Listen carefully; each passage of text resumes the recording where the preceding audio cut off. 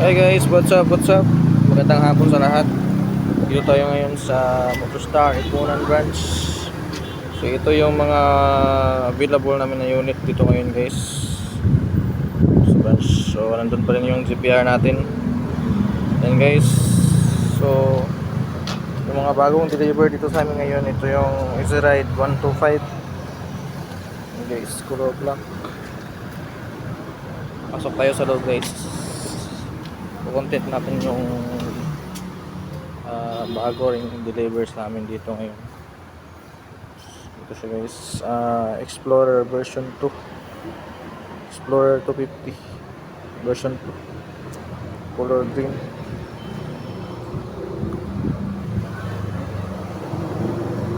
Ito siya guys. So una kong nakita guys yung difference nito dun sa version 1. Kita nyo yung version 1 at ito yung version 2. So Ducati talaga yung head niya guys, panigali talaga yung rocks niya. Ito naman yung price niya, yung may SRP siya na 88,000, tapos down payment na 10,000 at 37,800 na monthly installment for 3 years. Tsaka magre-rebates pa yan ng 300 to 400. Okay guys, yan yung likuran niya.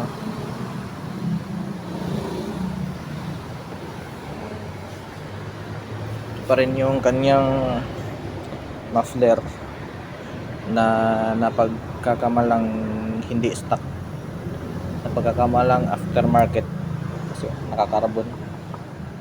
So yun guys, may silencer pa rin yun guys. Pwede nyo rin tanggalin yung silencer kung hindi naman masyadong stricto sa inyo. Tsaka dito sa Cagayan de Oro guys, hindi naman din masyadong sinisita yung mga naka-explorer. Maraming ang naka-explorer 250 dito na naka-open pipe. Parang ako lang yata yung hindi naka-open pipe dito.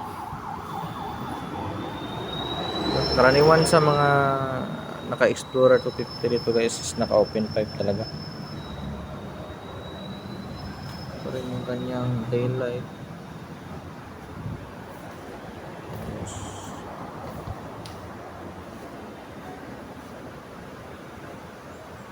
At meron naman kaming ano dito guys, Easy Ride, yung FI ni Motorstar.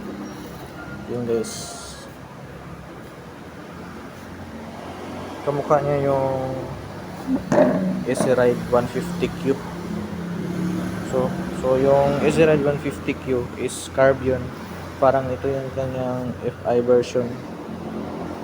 Yung Easy Ride 150 pa rin to guys, 150cc. Easy Ride 150. Tapos oil cooled na siya. Tapos may fan pa rito. Yung oil cooler na is nandito guys. Yun nga lang yung issue din dito kasi yung oil cooler niya, iwan ko kung mapapakinabangan ba yung oil cooler niya kasi nakatago tapos naharangan pa nito. Siguro lusot din yung hangin dito kumpara sa ito sa GPR na nakalabas yung kanyang, hindi masyadong tago yung kanyang oil cooler. Yes.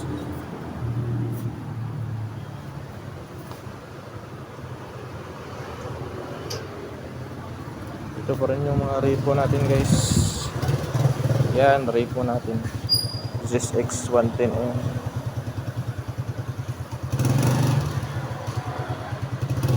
Dumating yung aming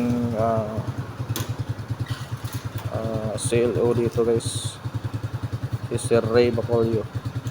Yan yung CLO namin dito sa Ipunan branch.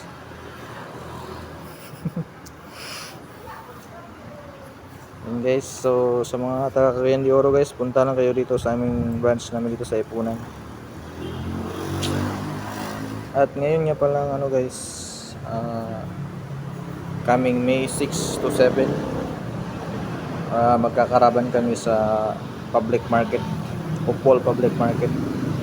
So abangan nyo kami diyan guys sa mga taga Upol. Magkakaraban kami sa Upol Public Market guys. So abang-abang yan guys. Shout out sa mga taga Upol. Ito guys, yung GPR natin. Ganun pa rin, stock pa rin. Binilhan ko lang ng itong lever guard sa Shopee lang yan guys. 200 plus lang yun, kasama na yung shipping.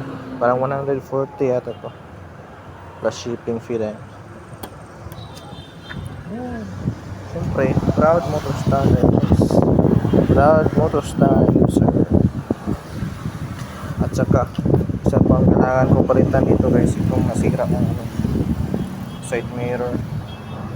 Piniras ako kasi ito. So kasi siyang parang ibaba.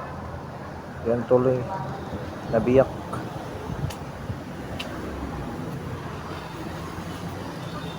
Yan guys, so sa mga taga Cagayan de Oro, malapit dito sa Ipunan guys, punta lang kayo dito sa aming branch. Gusto nyo mag-apply, hanapin nyo lang ako guys. Ako lang naman yung SO dito, sales officer dito sa Ipunan branch. Yun guys, yun lang muna.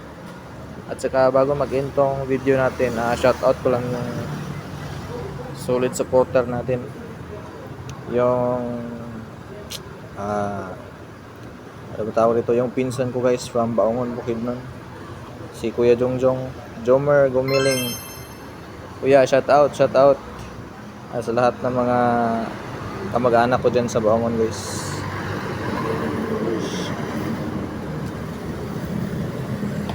Yun guys, kung may inquiries kayo tungkol sa mga unit natin, huwag lang kayo maghiya mag-comment guys. At para masagot natin yung mga katanungan at inquiries niyo tungkol sa Motorstar, paano mag-apply dito guys. So yun lang muna guys for today's video. Shout out sa lahat. Peace out. Sheesh.